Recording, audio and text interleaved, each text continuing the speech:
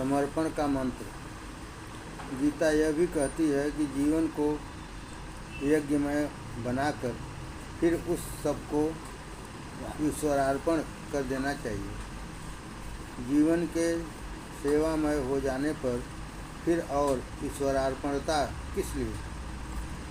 हम यह सरलता से कह तो देते हैं कि सारा जीवन सेवामय कर दिया जाए, परंतु ऐसा करना बहुत कठिन है। अनेक जन्मों के बाद वह थोड़ा बहुत सत सकता है। अनेक जन्मों के बाद वह थोड़ा बहुत सत सकता है। फिर भले ही सारे कर्म सेवामय हो जाएं, तो भी उसमें ऐसा नहीं कह सकते कि वे पूजामय हो ही गए। इसलिए ओम तत्सत इस मंत्र के साथ सारे कर्म ईश्वरार्पण करने चाहिए। इसलिए ओम तत्सत इस मंत्र के साथ सारे कर्म ईश्वरार्पण करने चाहिए। सेवा कर्म वैसे 16 आना सेवामय होना कठिन है, क्योंकि परार्थ में भी स्वार्थ आ ही जाता है। केवल परार्थ संभव ही नहीं है।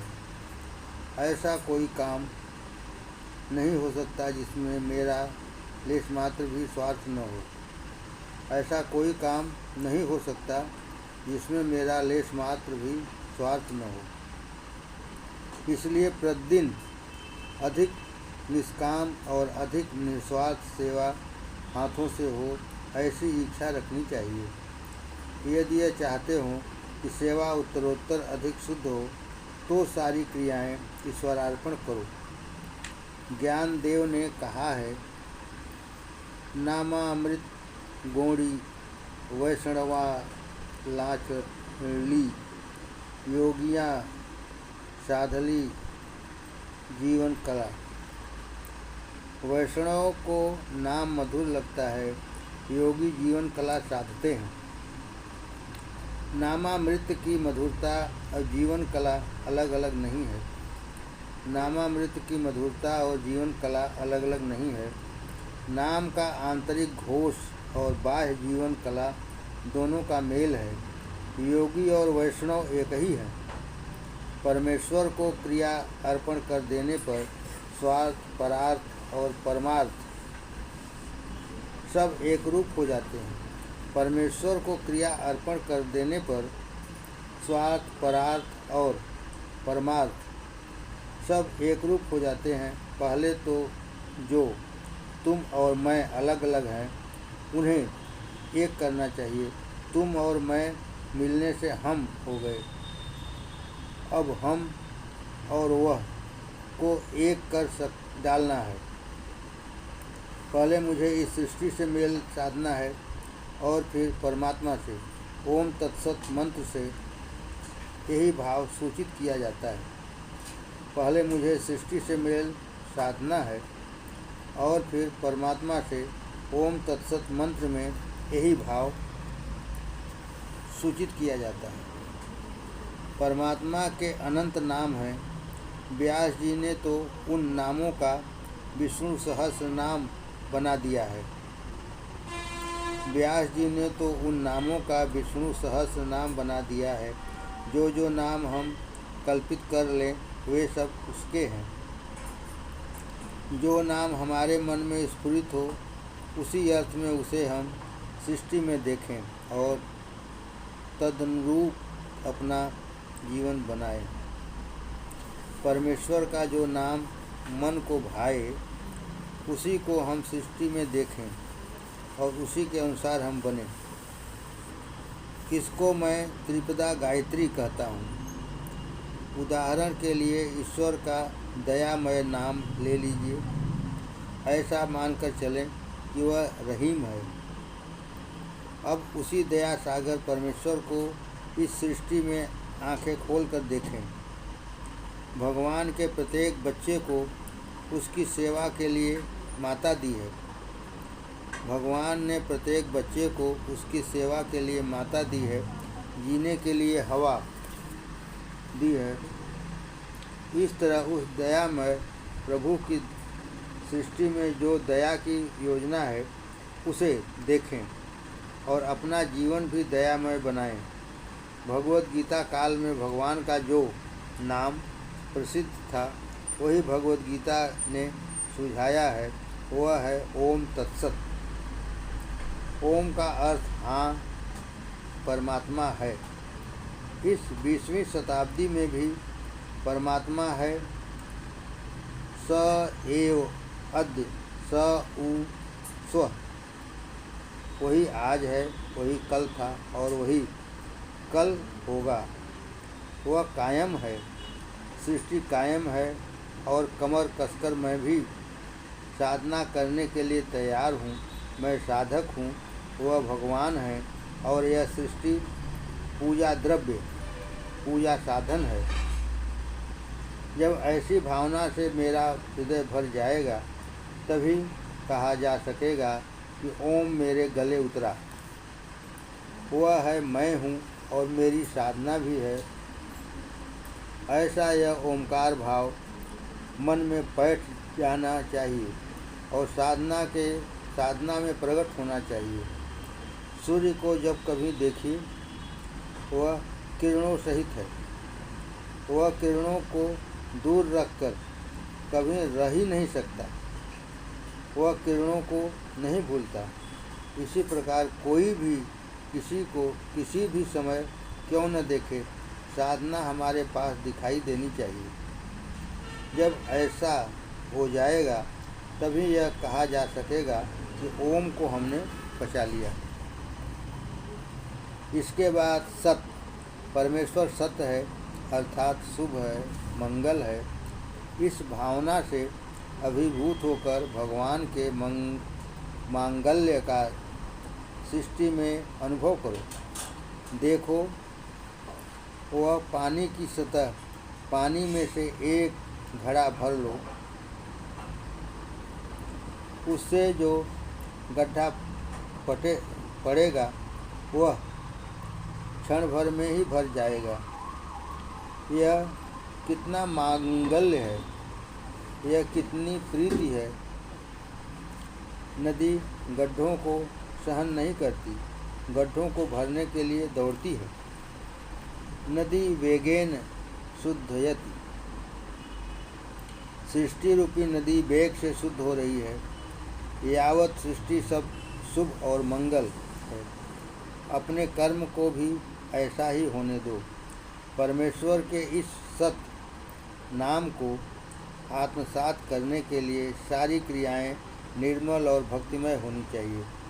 सोम रस जिस तरह पवित्रकों में से छाना जाता था, उसी तरह अपने कर्मों और साधनों को नित्य परीक्षण करके निर्दोष बनाना चाहिए। अब रहा तत्। तत् का अर्थ है वह, कुछ तो भी भिन्न, इस सृष्टि से अलिप्त। परमात्मा इस सृष्टि से भिन्न है अर्थात अलिप्त है। सूर्योदय होते ही कमल खिलने लगते हैं, पक्षी उड़ने लगते हैं और अंधकार नष्ट हो जाता है, परंतु सूर्य तो दूर ही रहता है। इन सब परिणामों से वह बिल्कुल अलग सा रहता है। हम अपने कर्मों में अनासक्ति रखें और लिप्तता लाएं।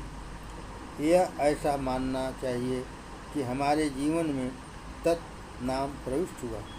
तब ऐसा मानना चाहिए कि हमारे जीवन में तत् नाम प्रविष्ट हुआ।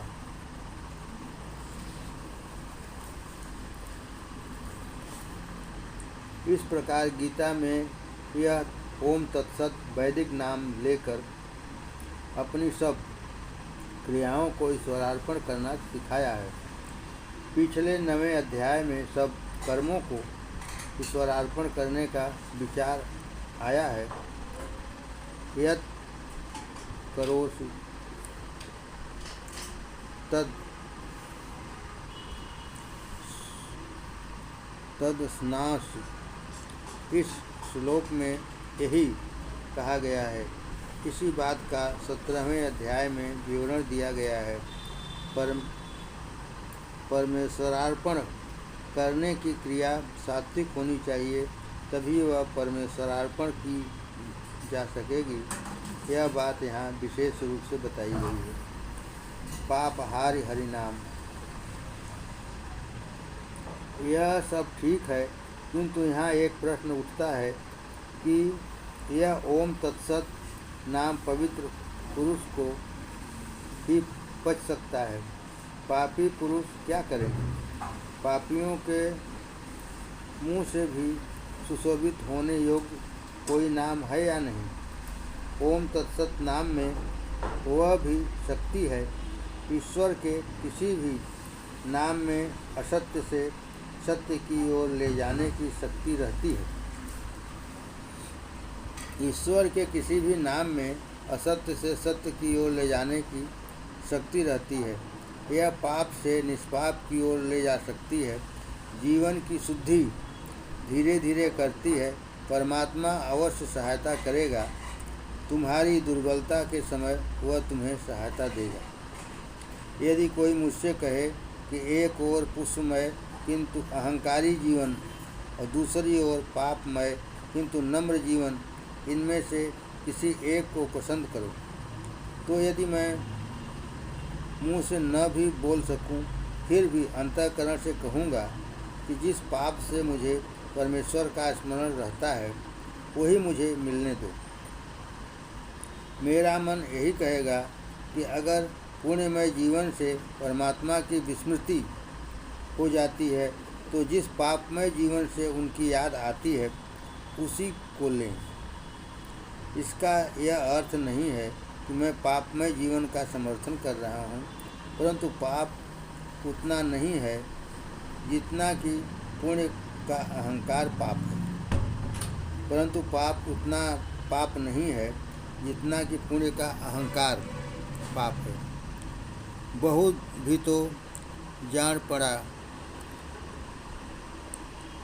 आऊ न यो नारायणा, कहीं यह सुजानपन नारायण रोक न दें।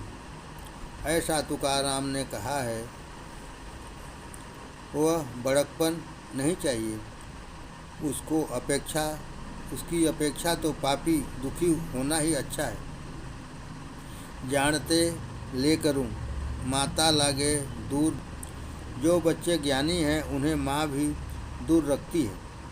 जो बच्चे ज्ञानी हैं उन्हें माँ भी दूर रखती है,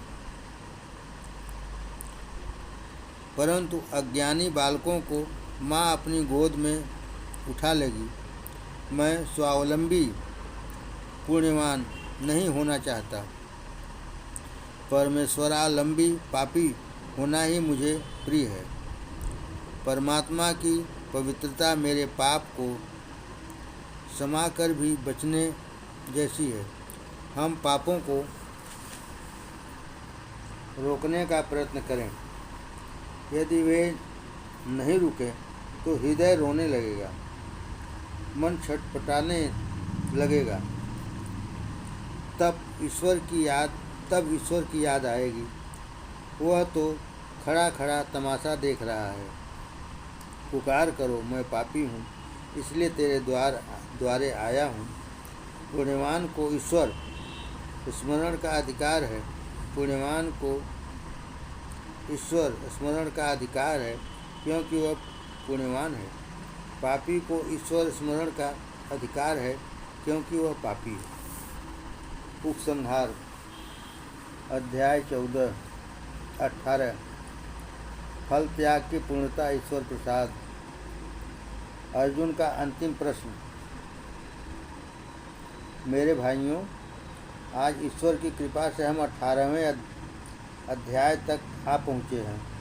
प्रतिक्षण बदलने वाले इस विश्व में किसी भी संकल्प की पूर्णता तक ले जाना परमेश्वर की इच्छा पर निर्भर है। इसमें भी जेल में तो कदम कदम पर अनिश्चितता अनुभव होती है। यहाँ कोई काम शुरू करने पर फिर यहीं उसके पूरा हो जाने की अपेक्षा रखना कठिन है। आरंभ करते समय ऐसी अपेक्षा नहीं थी कि हमारी यह गीता यहाँ पूरी हो जाएगी, लेकिन ईश्वर इच्छा से हम समाप्ति तक आ पहुँचे हैं। 14वें अध्याय में गीता जीवन के अथवा कर्म के सात्विक, राजस और तामस, ये 3 भेद किए गए। इन तीनों में से राजस और तामस का त्याग करके सात्विक को ग्रहण करना है, यह भी हमने देखा। उसके बाद 17वें अध्याय में यही बात दूसरे ढंग से कही गई। यज्ञ, दान और तप या एक ही शब्द में कहे तो यज्ञ ही जीवन का सार है। 17वें अध्याय में हमने ऐसी ध्वनि सुनी कि यज्ञोपयोगी जो आहारादि कर्म हैं उन्हें सात्विक और यज्ञ रूप बनाकर ही ग्रहण करें। केवल उन्हीं कर्मों को अंगीकार करें जो यज्ञ रूप और सात्विक हैं। शेष कर्मों का त्याग ही उचित है। हमने यह भी देखा कि ओम तत्सत मंत्र को क्यों स्मरण रखना चाहिए। ओम का अर्थ सातत्व, तत् का अर्थ है अलिप्तता और सत का अर्थ है सात्विकता। हमारी साधना में सातत्य, अलिप्तता और सात्विकता होनी चाहिए, तभी वह परमेश्वर को अर्पण की जा सकेगी। इन सब बातों से ऐसा लगता है कि कुछ कर्म तो हमें करने हैं और कुछ का त्याग करना है।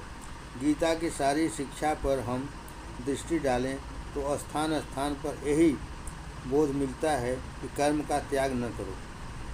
गीता कर्म फल के त्याग की बात कहती है।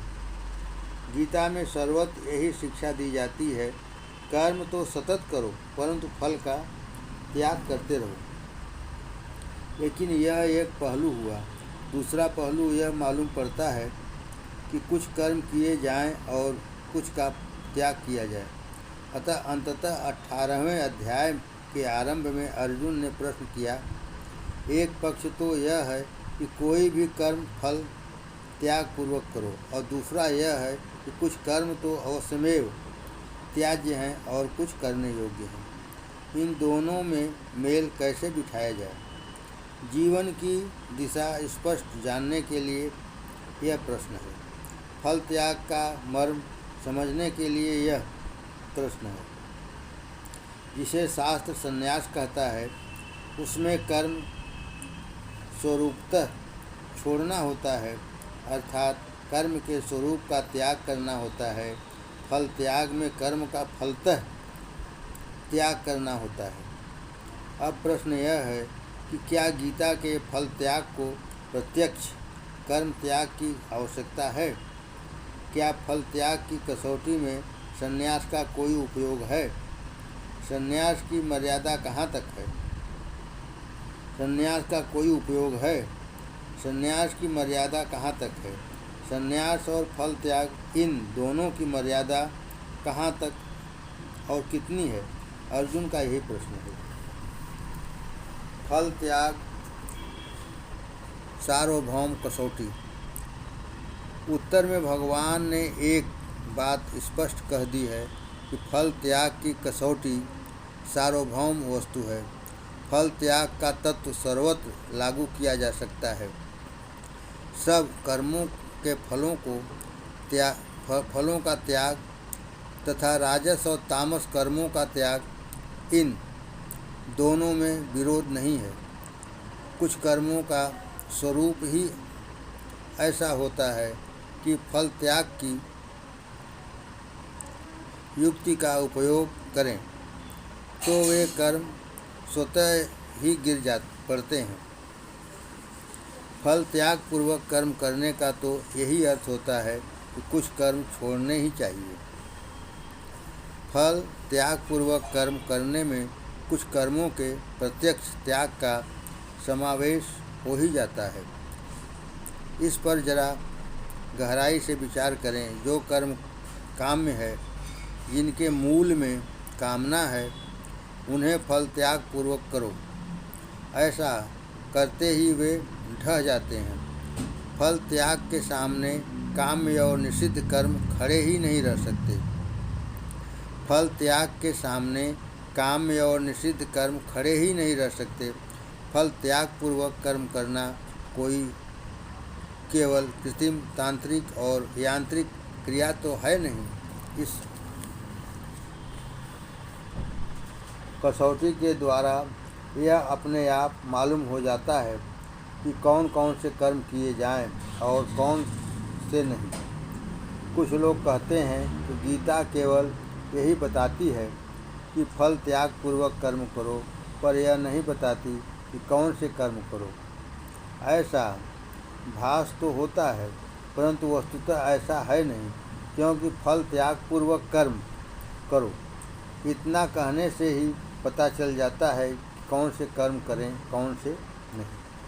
हिंसात्मक कर्म, असत्यमय कर्म, चौर्य कर्म फल त्याग पूर्वक किए ही नहीं जा सकते। हिंसात्मक कर्म, असत्यमय कर्म, चौर्य कर्म फल त्याग पूर्वक किए ही नहीं जा सकते। फल त्याग की कसौटी पर कसते ही एक कर्म हवा में उड़ जाते हैं। सूर्य की प्रभा फैलते ही सब चीज़ें उजली दिखाई देने लगती हैं, पर अंधेरा भी क्या उजला दिखाई देता है? वह तो नष्ट हो ही जाता है। ऐसी ही स्थिति निषिद्ध और काम्य कर्मों की है। हमें सब कर्म फल त्याग की कसौटी पर कस लेने चाहिए। पहले यह देखना चाहिए कि जो कर्म मैं करना चाहता हूँ वह अनासक्ति पूर्वक फल की लेश मात्र भी अपेक्षा न रखते हुए करना संभव है क्या। फल त्याग ही कर्म करने की कसौटी है। इस कसौटी के अनुसार काम्य कर्म अपने आप ही त्याज्य सिद्ध होते हैं। उनका तो त्याग ही उचित है। अब बचे शुद्ध सात्विक कर्म। ये अनासक्ति पूर्वक अहंकार छोड़कर करने चाहिए। काव्य कर्मों का त्याग भी तो एक कर्म ही हुआ। फल त्याग की कैंची उन पर भी चलाओ। फिर काम्य कर्मों का त्याग भी सहज रूप से होना चाहिए। इस प्रकार तीन बातें हमने देखी। पहली तो यह कि जो कर्म हमें करने हैं वे फल त्याग पूर्वक करने चाहिए। दूसरी यह कि राजस और तामस कर्म निषिद्ध और काम्य कर्म फल त्याग की कसौटी पर कसते ही अपने आप गिर जाते हैं। तीसरी यह कि इस तरह जो त्याग होगा उन पर भी फल त्याग की कैंची चलाओ। मैंने इतना त्याग किया, ऐसा अहंकार न होने देना चाहिए। राजस और तामस कर्म त्याज्य क्यों हैं? इसलिए कि वे शुद्ध नहीं हैं। शुद्ध न होने से उन कर्मों का कर्ता के चित्त पर संस्कार पड़ता है, परंतु अधिक विचार करने पर पता चलता है कि सात्विक कर्म भी सदोष होते हैं। जितने भी कर्म हैं उन सब में कुछ न कुछ दोष है ही। खेती का स्वधर्म ही लो, यह एक शुद्ध सात्विक क्रिया है, लेकिन इस यज्ञ में स्वधर्म रूप खेतों में भी हिंसा तो होती ही है। हल जोतने आदि में कितने ही जंतु मरते हैं। कुएं के पास कीचड़ न होने देने के लिए वहाँ पत्थर बैठाने में भी कितने ही जीव जंतु मरते हैं। सवेरे दरवाज़ा खोलते ही सूर्य का प्रकाश घर में प्रवेश करता है, उसमें असंख्य जंतु नष्ट हो जाते हैं, जिसे शुद्धिकरण कहते हैं। वह भी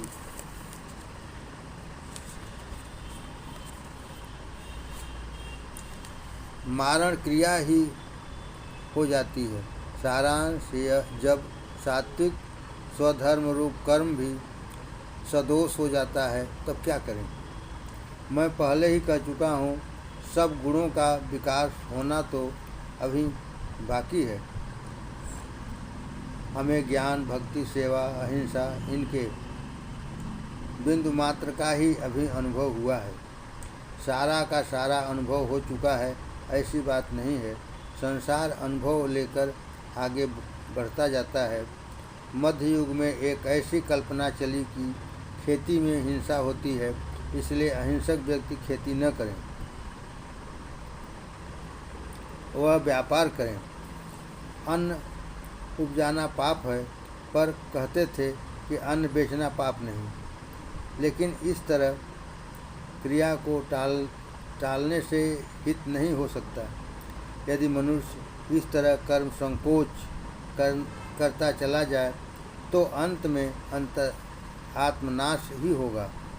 मनुष्य कर्म से छूटने का ज्यों ज्यों विचार करेगा, त्यों त्यों कर्म का अधिक विस्तार होता जाएगा। आपके इस धान्य व्यापार के लिए क्या किसी को खेती न करनी चाहिए पड़ेगी? तब क्या उस खेती से होने वाले हिंसा के आप हिस्सेदार न होंगे? अगर कपास उपजाना पाप है, तो उस उपजी हुई कपास को बेचना भी पाप है। कपास पैदा करने में दोष है, इसलिए उस कर्म को ही छोड़ देना बुद्धि दोष होगा। सब कर्मों का बहिष्कार करना, यह कर्म नहीं, वह कर्म नहीं, कुछ मत करो, इस प्रकार देखने वाली दृष्टि में कहना होगा कि सच्चा दया भाव शेष नहीं रहा, बल्कि वह मर गया। पत्ते नोचने से पेड़ नहीं मरता, वह तो उल्टा पल्लवित होता है। क्रिया का संकोच करने में आत्मसंकोच ही है क्रिया से छूटने की सच्ची रीति। अब प्रश्न यह होता है कि सब क्रियाओं में दोष है, तो फिर सब क्रियाओं को छोड़ ही क्यों न दें? इसका उत्तर पहले एक बार दिया जा चुका है। सब कर्मों का त्याग करने की कल्पना बड़ी सुंदर है, यह विचार मोहक है, पर ये असंख्य कर्म आखिर छोड़ें कैसे? राजस और तामस कर्मों के छोड़ने की जो रीति है, क्या वही सात्विक कर्मों के लिए उपयुक्त होगी? जो दोषमय सात्विक कर्म हैं, उन्हें कैसे टालें? मज़ा तो यह है कि